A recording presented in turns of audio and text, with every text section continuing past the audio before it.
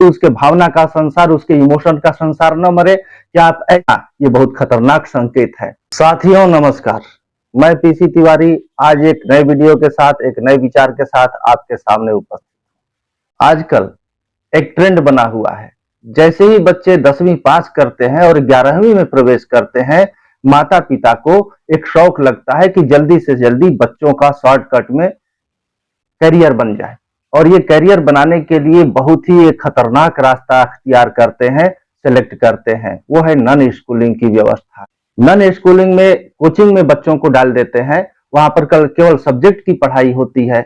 और स्कूल में किसी ऐसे स्कूल में एडमिशन कराते हैं जहां पर क्लास नहीं लेना पड़ता है और बच्चे अपने से तैयारी करते हैं, केवल प्रैक्टिकल के एग्जाम में जाकर उनको उपस्थित होना होता है।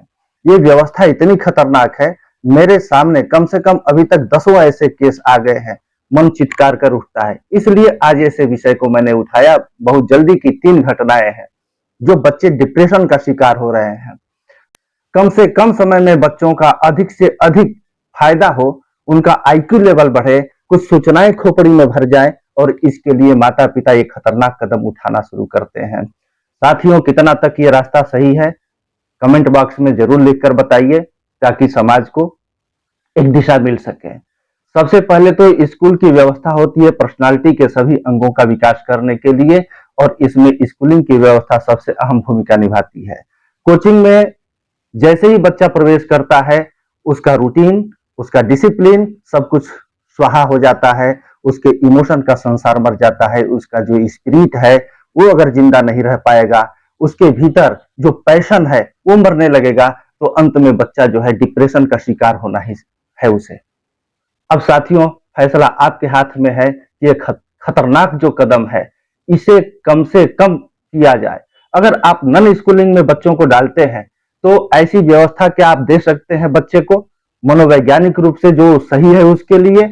क्या ऐसी व्यवस्था दे सकते हैं कि उसके भावना का संसार, उसके इमोशन का संसार न मरे? क्या आप ऐसी व्यवस्था दे सकते हैं, उसके सामने प्रबंध कर सकते हैं उसके व्यक्तित्व के विकास के लिए, कि उसके भीतर का स्पिरिट मरे नहीं, उसके भीतर का जो जोश है वो जिंदा दिल बना रहे?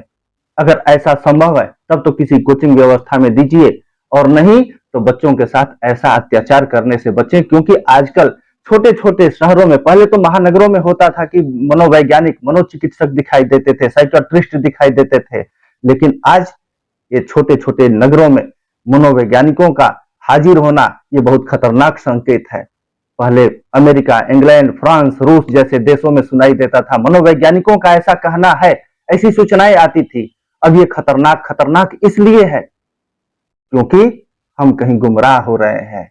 इस महत्वाकांक्षा की अंधी दौड़ में कहीं हम अपने बच्चों के साथ अत्याचार तो नहीं कर रहे हैं? धन्यवाद।